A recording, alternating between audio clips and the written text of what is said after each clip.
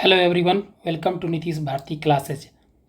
इस वीडियो में हम शुरू करेंगे हमारे एसके झा सर का जो नया इलेक्ट्रीशियन ट्रेड का जो बुक मार्केट में आया है उसका बेसिक इलेक्ट्रिसिटी का सलूशन। हमारा 80 तक क्वेश्चन हो गया था। आइए स्टार्ट करते हैं 81 से। 20 ओम के 3 प्रतिरोध को जोड़कर एक त्रिभुज बनाया गया है। किन्हीं दो छोरों पर कुल प्रतिरोध क्या होगा? ये काफ़ी कंसेप्चुअल सवाल है। आइए इसका डिटेल सोल्यूशन देखते हैं। मान लेते हैं कि यहाँ आई करंट पास हुआ, ऐसे आई यहाँ पे इसमें I1 गया, इसमें I2 गया। ये जो I1 गया फिर यहाँ पे आएगा, फिर ऐसे I1 आएगा और फिर यहाँ से निकल के ये बाहर निकल जाएगा। तो हमने क्या देखा कि I1 जो है ये और ये जो है सीरीज क्रम में है। तो ये जो है जब श्रेणी क्रम में तो दोनों को इसको ऐड कर देंगे तो 20-20 क्या हो जाएगा, 40 हो जाएगा। तो अगला स्टेप हमारा क्या होगा, ये वाला फिगर हो जाएगा। तो ये दोनों हमें दिखाई दे रहा है कि ये दोनों जो है ये पैरेलल कॉम्बिनेशन में है, समानांतर श्रेणी में है। तो हम फार्मूला लगा देंगे 1/R इक्विवेलेंट बराबर 1/R1 प्लस 1/R2। और यहाँ पे वैल्यू दिया हुआ है R1 का 40 और R2 का 20। यहाँ पे पुट कर देंगे और हमारा फाइनल आंसर कितना आ जाएगा, 40/3 ओम। तो हमारा ऑप्शन क्या हो जाएगा, डी। आइए नेक्स्ट क्वेश्चन देखते हैं। 82 नंबर। यदि 100 ओम के 4 प्रतिरोध को एक वर्ग बनाया जाता है तो वर्ग के किन्हीं एक भुजा के 2 छोरों पर कुल प्रतिरोध क्या होगा? आइए नीचे सोल्यूशन देखते हैं। इस टाइप के क्वेश्चन बनाते समय हमेशा जो है आई करंट मानना है और आई करंट मानना है और देखना है कि ये जो करंट है कहीं ब्रेक तो नहीं हो रही है। जो करंट ब्रेक हो गई तो वो समझ लीजिए कि पैरेलल में हो जाएगी, और जो करंट जो ब्रेक नहीं होगी तो वो सीरीज में होगी। अब हमारा जो है कुछ करंट इधर जाएगी और कुछ करंट इधर जाएगी। इस करंट को हम मान लेते हैं I1 और इस करंट को मान लेते हैं हम I2 मान लेते हैं। तो हमारा जो करंट I1 करंट इसमें गया, फिर यहाँ पे I1 आया, फिर यहाँ पे I1 आया। तो हम क्या करेंगे, इसको 10 ओम और 10 ओम और 10 ओम, ये कैसा हो गया, सीरीज कॉम्बिनेशन हो गया, क्योंकि ये ब्रेक नहीं कहीं कर रहा है। तो हम इसको ऐड कर लेंगे, सीरीज कॉम्बिनेशन में है तो 10 ओम 10 ओम और ये 10 ओम। तो हमारा टोटल कितना रेसिस्टेंस हो जाएगा, यहाँ से 30 ओम हो जाएगा जो इस फिगर में दिया हुआ है। तो हमारा ये जो 30 ओम यहाँ पे लिख लिए और फिर ये जो बचा हुआ जो है रेजिस्टेंस को देख लिए, ये अब दिखने लगा जस्ट लाइक पैरेलल कॉम्बिनेशन जैसे, समानांतर श्रेणी जैसे। अब हमारा आर इक्विवेलेंट निकालना है तो यहाँ पे ये फार्मूला दिया हुआ है और यहाँ पे ये जो वैल्यू दिया हुआ है यहाँ पे वैल्यू रखेंगे R1 और R2 का, और ये जो हमारा आर इक्विवेलेंट हो फाइनल जो वैल्यू आएगा 7.5 ओम।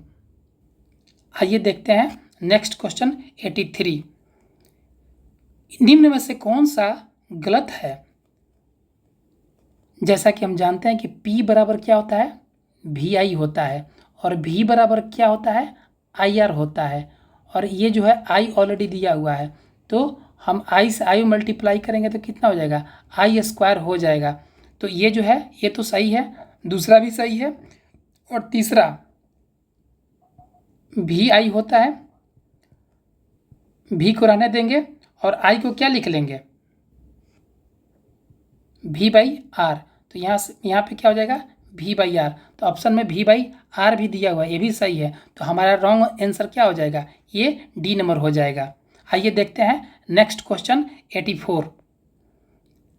निम्नलिखित में से कौन सा सही है? Option A milli ampere less than micro ampere, ampere less than micro ampere, ampere less than milli ampere, micro ampere less than milli ampere. तो सबसे पहले हम जानेंगे कि कौन बड़ा होता है, एम्पियर बड़ा होता है या मिली एम्पियर बड़ा होता है या माइक्रो एम्पियर बड़ा होता है। तो आइए नीचे कुछ इंपॉर्टेंट पॉइंट दिया गया है, हम देखते हैं। 1 माइक्रो एम्पियर बराबर कितना एम्पियर होता है, तो 10⁻⁻6 एम्पियर होता है। 1 मिली एम्पियर बराबर कितना होता है, 10⁻³ एम्पियर होता है। 1 नैनो एम्पियर बराबर होता है 10⁻⁹ एम्पियर। एक पिको एम्पियर बराबर होता है 10⁻⁻50 एम्पियर। तो हमने क्या देखा, जब भी पावर अगर निगेटिव में हो, जब पावर निगेटिव में हो और बड़ा हो तो वो सबसे छोटा वैल्यू होता है। यहाँ पे जो है 10⁻⁻15 ये जो है निगेटिव में सबसे बड़ा मान है, इसलिए ये जो होगा सबसे छोटा होगा। तो सबसे छोटा हमारा क्या होगा, पिको एम्पियर हो जाएगा, उसके बाद से होगा नैनो एम्पियर होगा, उसके बाद से माइक्रो एम्पियर होगा, उसके बाद से मिली एम्पियर होगा, और सबसे बड़ा क्या होगा, तो एम्पियर होगा। तो इस जो गिवन एम्पियर में सबसे बड़ा जो है एम्पियर हो जाएगा और सबसे छोटा जो है पिको एम्पियर हो जाएगा। तो सवाल क्या कहता है, निम्नलिखित में से कौन सा सही है, तो ऑप्शन जो है डी सही है। माइक्रो एम्पियर जो है छोटा होता है मिली एम्पियर से। क्यों, क्योंकि माइक्रो एम्पियर 10⁻⁻6 होता है और मिली एम्पियर का क्या होता है 10⁻⁻3 होता है। तो ये जो है बड़ा होता है 10⁻⁻6 से, इसलिए हमारा आंसर क्या होगा, डी होगा। आइए देखते हैं नेक्स्ट क्वेश्चन। 2 किलो ओम का मान क्या होगा। जैसा कि हम जानते हैं कि 1 किलो ओम का वैल्यू कितना होता है, 1000 ओम होता है। 1000 ओम होता है तो 2 किलो का कितना हो जाएगा, तो 2 किलो का 2000 हो जाएगा। तो ये जो ऑप्शन ए नंबर होगा ये क्या हो जाएगा, आंसर हो जाएगा। देखते हैं नेक्स्ट क्वेश्चन 86। कांच की छड़ को जब सिल्क के कपड़ों से रगड़ा जाता है तब किस किस्म की विद्युत पैदा होती है। तो जब कांच के जो कपड़े को रगड़ा जाता है तो जो स्टैटिक विद्युत, स्टैटिक इलेक्ट्रिसिटी, इसी को ही बोलते हैं इलेक्ट्रोस्टैटिक। ये बहुत बेसिक सवाल है, शुरू से हम पढ़ते आ रहे हैं। आइए देखते हैं क्वेश्चन नंबर 87। किसी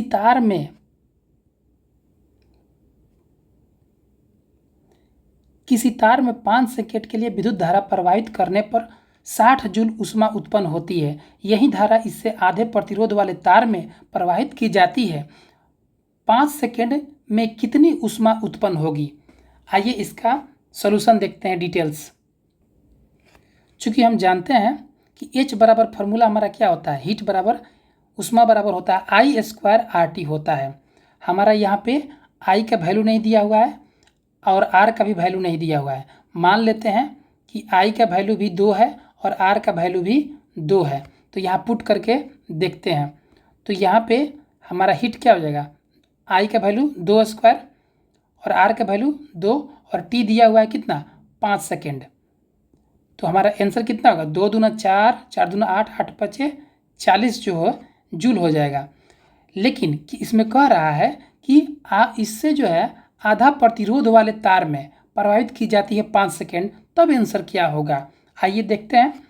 जब हम 2 एम्पियर करंट रहने देते हैं तो यहाँ पे I का वैल्यू 2² कर देंगे और क्या कर रहा है, जो आधे प्रतिरोध, तो हमने प्रतिरोध को आधा कर दिया और 5 जो है ऑलरेडी 5 सेकेंड दिया हुआ है, 5 सेकेंड टाइम का वैल्यू, तो कितना आ रहा है हमारा 20 जूल आ रहा है।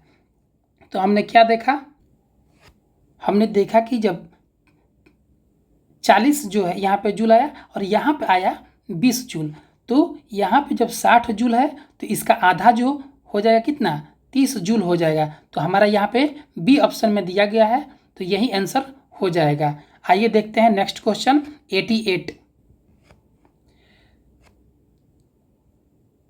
3 सेकेंड में किसी तार से होकर 30 कूलम का आवेश प्रवाहित होता है तो तार में प्रवाहित धारा का वैल्यू निकालना है। सिंपल क्वेश्चन है। हम जानते हैं कि Q बराबर क्या होता है, IT होता है और I का वैल्यू निकालना है। तो I बराबर क्या होता है Q/T, यहाँ पे दिया हुआ 30 कूलम और यहाँ पे जो है टाइम कितना है 3 सेकेंड, डिवाइड कर देंगे 10 एम्पियर, आंसर हो जाएगा। तो हमारा ऑप्शन कितना हो जाएगा बी। आइए देखते हैं नेक्स्ट क्वेश्चन 89।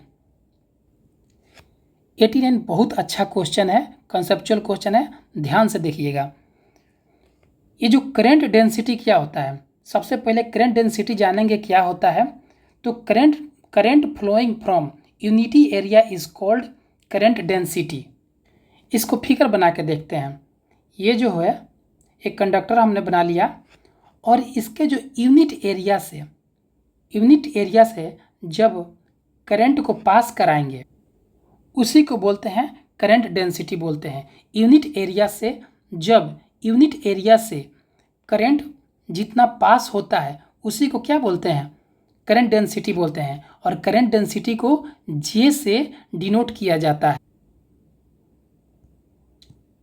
तो करंट डेंसिटी का एसआई यूनिट क्या हो जाएगा, करंट का हो जाएगा एम्पियर, और जो है एरिया का क्या हो जाएगा, मीटर स्क्वायर। और यह एक वेक्टर क्वांटिटी है। तो ऐसे लिखते हैं जे वेक्टर बराबर आई बाई ए लिखते हैं, इसलिए ये क्या है, सदिश राशि है। ऑप्शन बी आंसर हो जाएगा। आइए देखते हैं नेक्स्ट क्वेश्चन। 90 में क्या कहता है कि विशिष्ट प्रतिरोध की इकाई क्या है। इसको इंग्लिश में बोलते हैं स्पेसिफिक रेसिस्टेंस, और इसको एक और नाम से जानते हैं रेसिस्टिविटी जानते हैं। जैसा कि हम जानते हैं कि आर जो होता है डायरेक्टली प्रोपोर्शनल किसके होता है, लेंथ के, लंबाई के। जो प्रतिरोध होता है लंबाई के समानुपाती होता है। और आर जो होता है इन्वर्सली प्रोपोर्शनल होता है ए के होता है। और ये दोनों में कॉमन हो गया तो आर जो होता है प्रोपोर्शनल हो जाएगा एल बाई ए हो जाएगा। इस प्रोपोर्शनल को हटाने के लिए हम रो देते हैं, rho L by L A. तो यही रो क्या कहलाता है, यही रो हमारा विशिष्ट प्रतिरोध कहलाता है। इसका एसआई यूनिट पूछा है तो क्या करेंगे, रो बराबर क्या हो जाएगा, आर ए बटा एल हो जाएगा। आर का हो जाएगा ओम हो जाएगा, और जो एरिया का मीटर स्क्वायर, और लेंथ का क्या हो जाएगा, मीटर हो जाएगा। ये मीटर से मीटर कैंसिल हो जाएगा, तो फाइनल हमारा आंसर कितना आ जाएगा, ओम मीटर हो जाएगा। आइए देखते हैं कौन सा ऑप्शन में दिया है, तो हमारा बी ऑप्शन ओम मीटर। आइए देखते हैं नेक्स्ट क्वेश्चन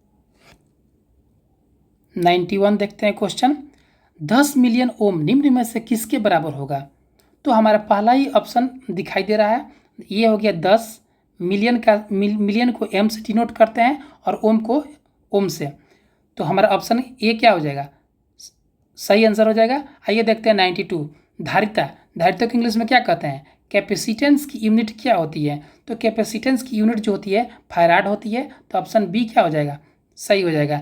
आइए नीचे इसका कुछ एसआई यूनिट इंपॉर्टेंट दिया है, देख लेते हैं। ये प्रेरकत्व की इंग्लिश में क्या बोलते हैं, इंडक्टेंस की यूनिट क्या होता है, हेनरी होता है। ऊर्जा का जो है जूल होता है, और आवेश का जो एसआई यूनिट कूलम होता है। आइए देखते हैं नेक्स्ट क्वेश्चन 93 पैरावैद्युत डाई इलेक्ट्रिक्स क्या है। अब ये जो डाई इलेक्ट्रिक्स है ये क्या होता है, एक इंसुलेटर होता है। जब भी हम कैपेसिटर बनाते हैं तो उसमें जो है खाली स्पेस नहीं छोड़ते, उसमें कुछ डाई इलेक्ट्रिक्स भर देते हैं, और ये डाई इलेक्ट्रिक्स जो है एक इंसुलेटर मटेरियल की तरह काम करता है, विद्युत रोधी पदार्थ की तरह। तो हमारा ऑप्शन क्या हो जाएगा, सी विद्युत रोधी पदार्थ। आइए देखते हैं नेक्स्ट क्वेश्चन 94 देखते हैं। निम्नलिखित में से कौन सा एक इंसुलेटर नहीं है। अच्छा, इंसुलेटर जो है, इंसुलेटर से तो करंट पास नहीं करता है, तो ये जो है बी हमारा ऑप्शन हो जाएगा। ए, इससे करंट जो है पास नहीं करेगा, इससे करंट पास नहीं करेगा, इससे भी करंट पास नहीं करेगा माइका से, लेकिन जो सोना से तो करंट पास करेगा। तो यही हमारा आंसर हो जाएगा। आइए देखते हैं कुछ इंपॉर्टेंट पॉइंट नीचे दिया हुआ है। सोना एक इंसुलेटर नहीं है।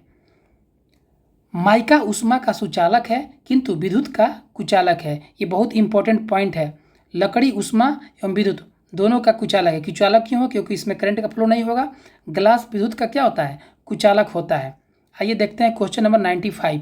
अगर वोल्ट मीटर एसी लाइन में जोड़ा जाए तब कौन सा कनेक्शन सार्थक होगा। ये सिंपल क्वेश्चन है, इसका आंसर क्या होगा, ये हो जाएगा। कभी भी हम लोग घर में कोई भी लगाते हैं इंस्ट्रूमेंट तो सामने पैरेलल में ही लगाते हैं। और यहाँ पे एक इम्पॉर्टेंट पॉइंट दिया हुआ है, विभव का एसआई यूनिट क्या होता है, जूल पर कूलम होता है। क्योंकि हम जानते हैं कि V बराबर क्या होता है, W/Q होता है। तो वर्क का क्या हो जाएगा, जूल हो जाएगा, और जो है आपका चार्ज का क्या हो जाएगा, कूलम हो जाएगा। आइए देखते हैं नेक्स्ट क्वेश्चन 96 देखते हैं। जो डाई इलेक्ट्रिक्स परावैद्युत क्या है। अभी पीछे हम पढ़ा थे कि जो परावैद्युत डाई इलेक्ट्रिक्स होता है वो जो होता है विद्युत रोधी पदार्थ होता है, इंसुलेटिंग मटेरियल होता है। आइए देखते हैं इसका कुछ इंपॉर्टेंट पॉइंट। हमेशा जो है डाइइलेक्ट्रिक्स का वैल्यू किससे 1 से ज़्यादा होना चाहिए। और जो है कैपेसिटर जो होता है संधारित्र एसी और डीसी दोनों पे काम करता है। आइए देखते हैं नेक्स्ट क्वेश्चन 97।